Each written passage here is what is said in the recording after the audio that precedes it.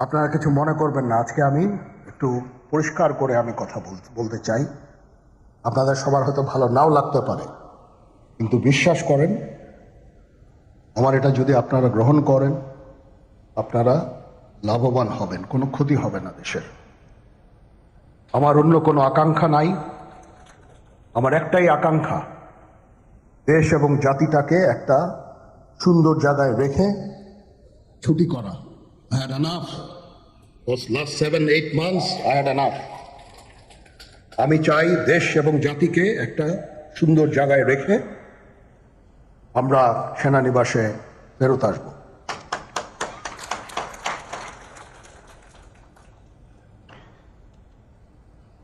আরেকটা জরুরি বিষয় যেটা আমি ভাবলাম যে আপনাদের সাথে আমি শেয়ার করি। দেশের এই আইন শৃঙ্খলা পরিস্থিতি খারাপের পিছনে কিছু কারণ আছে। প্রথম কারণটা হচ্ছে যে আমরা নিজেরা হানাহানির মধ্যে ব্যস্ত, একজন আরেকজনের বিরুদ্ধে বিষোদ্গারে ব্যস্ত।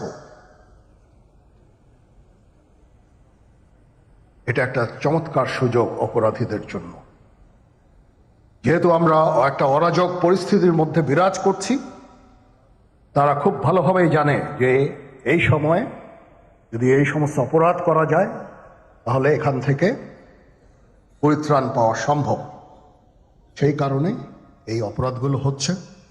আমরা যদি সংগঠিত থাকি, একত্রিত থাকি, তাহলে অবশ্যই এটা সম্মিলিতভাবে মোকাবেলা করা সম্ভব হবে। Police, RAB, BGB, TGFI, NSI এগুলো দেশের জন্য অত্যন্ত গুরুত্বপূর্ণ কাজ করেছে অতীতে। খারাপ কাজের সাথে অসংখ্য ভালো কাজ করেছে।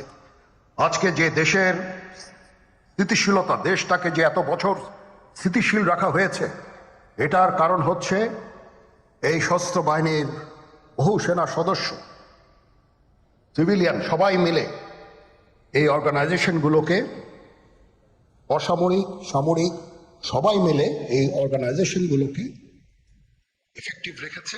সেই জন্য আজকে সুন্দর, এতদিন ধরে আমরা একটা সুন্দর পরিবেশ পেয়েছি। এর মধ্যে যারা কাজ করেছে, যদি অপরাধ করে থাকে সেটার শাস্তি হবে, অবশ্যই শাস্তি হতে হবে, না হলে এই জিনিস আবার ঘটবে। আমরা সেটাকে বন্ধ করতে চাই চিরতরে। এমনভাবে কাজটা করবো এই সমস্ত অর্গানাইজেশনগুলো যেন আন্ডারমাইন্ড না হয়। আজকে পুলিশ সদস্য কাজ করছে না, এটা বিশাল বড় কারণ হচ্ছে অনেকের বিরুদ্ধে মামলা, অনেকে জেলে। RAB, BGB, DGFI, NSI panicked. বিভিন্ন দোষারোপ, খুন ইত্যাদি তদন্ত চলছে। অবশ্যই তদন্ত হবে, দোষীদের বিচারের আওতায় আনতে হবে। এমনভাবে কাজটা করতে হবে যেন এই অর্গানাইজেশনগুলো আন্ডারমাইন না হয়। এই অর্গানাইজেশনগুলোকে যদি আন্ডারমাইন করে আপনারা মনে করেন যে দেশের শান্তি শৃঙ্খলা বিরাজ করবে, সবাই শান্তিতে থাকবেন, এটা হবে না, সেটা সম্ভব না। আমি আপনাদের পরিষ্কার করে বলে দিচ্ছি, এই দেশের শান্তি শৃঙ্খলা রক্ষার দায়িত্ব খালি সেনাবাহিনীর না। 2 লক্ষ পুলিশ আছে, বিজিবি আছে, র্যাব আছে, আনসার ভিডিপি আছে, আমার আছে হচ্ছে 30,000 সৈন্য। এদেরকে আমি এই যে একটা বিরাট ভয়েড, আমি এই 30,000 সৈন্য দিয়ে আমি কিভাবে এটা পূরণ করব? 30,000 থাকে, আবার 30,000 চলে যায় ক্যান্টনমেন্টে, আরো 30,000 আসে। এটা দিয়ে আমরা দিন রাত আমরা চেষ্টা করে যাচ্ছি। এখানে যে সমস্ত উচ্ছৃঙ্খল কাজ হয়েছে সেটা আমাদের নিজস্ব তৈরি, এটা আমাদের নিজস্ব ম্যানুফ্যাকচার, আমরা নিজস্ব এইগুলো তৈরি করেছি। এই বিপরীতমুখী কাজ করলে কেসে কখনো শান্তি শৃঙ্খলা আসবে না, এই জিনিসটা আপনাদের মনে রাখতে হবে। ভিশনের ফুলঝুরি মেগা অফারে ফ্রিজ কিনলেই পাচ্ছেন 16 পিসের আকর্ষণীয় গিফট বক্স একদম ফ্রি। আজকে একটা বেদনা বিধুর দিবস। 2009 সালের 25শে ফেব্রুয়ারি আমরা এই 57 জন চৌকস সেনা অফিসার এবং শুধু তাই নয়, আমাদের কিছু কিছু পরিবারবর্গর সদস্যদের আমরা হারিয়েছি। এখানে আসার সময় এই ছবিগুলো আমি দেখছিলাম। এই ছবিগুলো আপনারা অনেকে ছবিতে দেখেছেন, কিন্তু এগুলো আমার সব চাক্ষুষ দেখা। আমি একটা চাক্ষুষ সাক্ষী এই সমস্ত বর্বরতার। একটা জিনিস আমাদের সবসময় মনে রাখতে হবে, এই বর্বরতা কোনো সেনা সদস্য করেনি, সম্পূর্ণটাই তদানীন্তন বিজিবি সদস্য দ্বারা সংঘটিত। Full stop. এখানে কোনো ইফ এবং বাট নাই। এখানে যদি ইফ এবং বাট আনেন, এই যে বিচারিক কার্যক্রম এতদিন ধরে হয়েছে, 16 বছর ধরে 17 বছর ধরে যারা জেলে আছে, যারা কনভিক্টেড, সেই বিচারিক প্রক্রিয়া ব্যাহত হবে। এই জিনিসটা আমাদের খুব পরিষ্কার করে মনে রাখা প্রয়োজন। এই বিচারিক প্রক্রিয়াকে নষ্ট করবেন না। যে সমস্ত সদস্য শাস্তি পেয়েছে তারা শাস্তি পাওয়ার যোগ্য। এখানে কোনো রাজনৈতিক নেতৃবৃন্দ এর মধ্যে উপস্থিত ছিল কিনা, ইনভলভ ছিল কিনা, বাইরের কোনো শক্তি এর মধ্যে ইনভলভ ছিল কিনা, সেটার জন্য কমিশন করা হয়েছে। কমিশনের চেয়ারম্যান এখানে আছেন, উনি এটা বের করবেন এবং আপনাদের জানাবেন। বটম লাইন হচ্ছে যে এই সমস্ত আমাদের এই চৌকস সেনা সদস্য যারা প্রাণ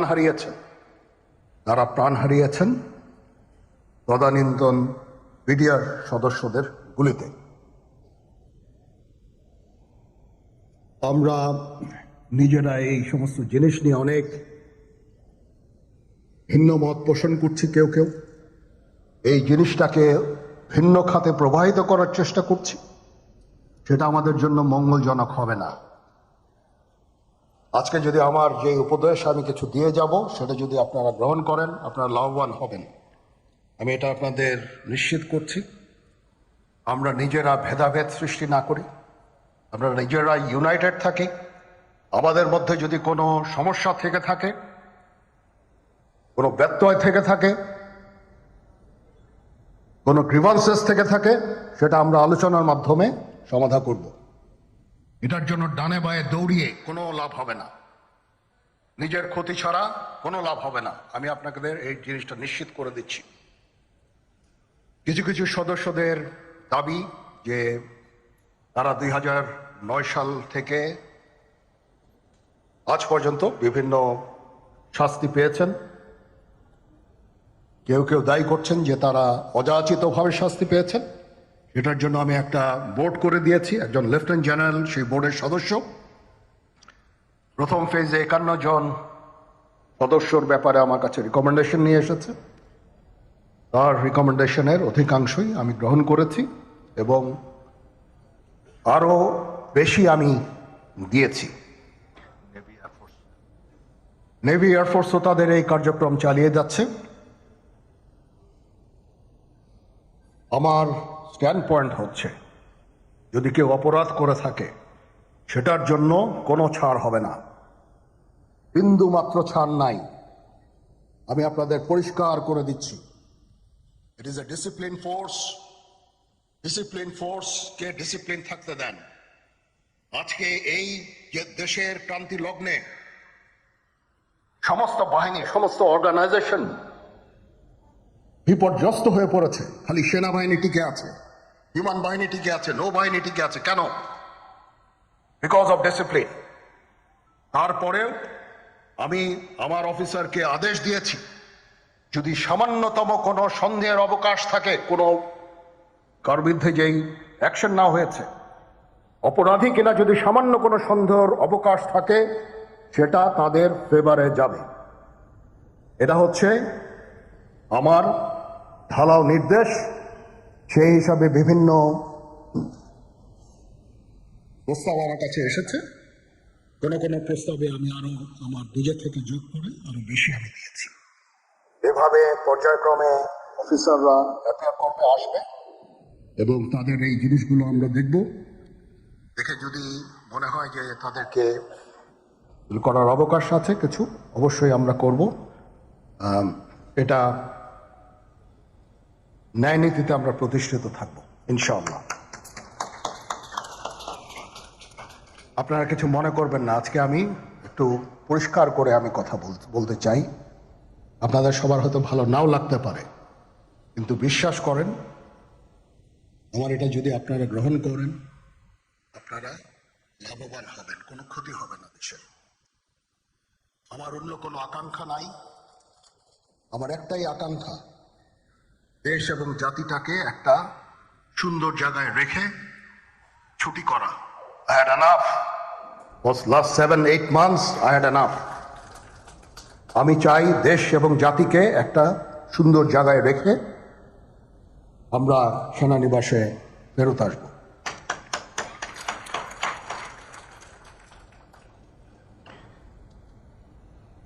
আরেকটা জরুরি বিষয় যেটা আমি ভাবলাম যে আপনাদের সাথে আমি শেয়ার করি। দেশের এই আইন শৃঙ্খলা পরিস্থিতি খারাপের পেছনে কিছু কারণ আছে। প্রথম কারণটা হচ্ছে যে আমরা নিজেরা হানাহানির মধ্যে ব্যস্ত, একজন আরেকজনের বিরুদ্ধে বিষোদ্গারে ব্যস্ত। এটা একটা চমৎকার সুযোগ অপরাধীদের জন্য। যেহেতু আমরা একটা অরাজক পরিস্থিতির মধ্যে বিরাজ করছি, তারা খুব ভালোভাবেই জানে যে এই সময়ে যদি এই সমস্ত অপরাধ করা যায় তাহলে এখান থেকে পরিত্রাণ পাওয়া সম্ভব। সেই কারণে এই অপরাধগুলো হচ্ছে।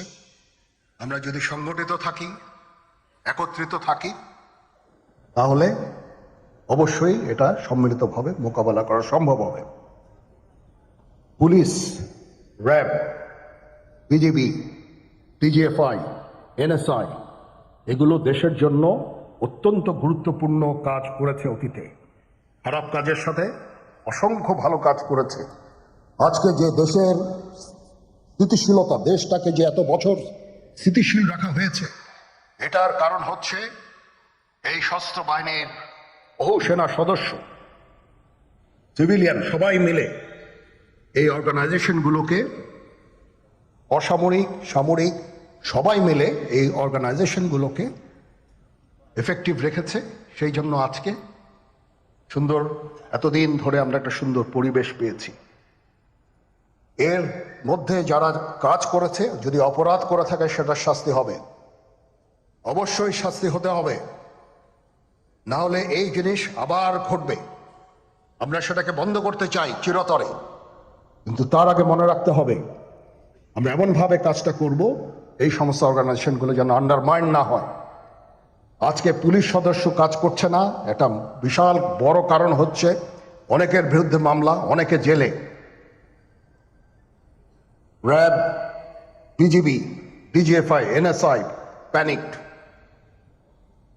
বিভিন্ন দোষারোপ, গুম, খুন ইত্যাদি তদন্ত চলছে। অবশ্যই তদন্ত হবে, দোষীদের বিচারের আওতায় আনতে হবে। এমনভাবে কাজটা করতে হবে যেন এই অর্গানাইজেশনগুলো আন্ডারমাইন না হয়। এই অর্গানাইজেশনগুলোকে যদি আন্ডারমাইন করে আপনারা মনে করেন যে দেশের শান্তি শৃঙ্খলা বিরাজ করবে, সবাই শান্তিতে থাকবেন, সেটা হবে না, সেটা সম্ভব না। আমি আপনাদের পরিষ্কার করে বলে দিচ্ছি, এই দেশের শান্তি শৃঙ্খলা রক্ষার দায়িত্ব খালি সেনাবাহিনীর না। 2 লক্ষ পুলিশ আছে, বিজিবি আছে, র্যাব আছে, আনসার বিডিপি আছে, আমার আছে হচ্ছে 30,000 সৈন্য। এদেরকে আমি এই যে একটা বিরাট ভয়েড, আমি এই 30,000 সৈন্য দিয়ে আমি কিভাবে এটা পূরণ করব? 30,000 থাকে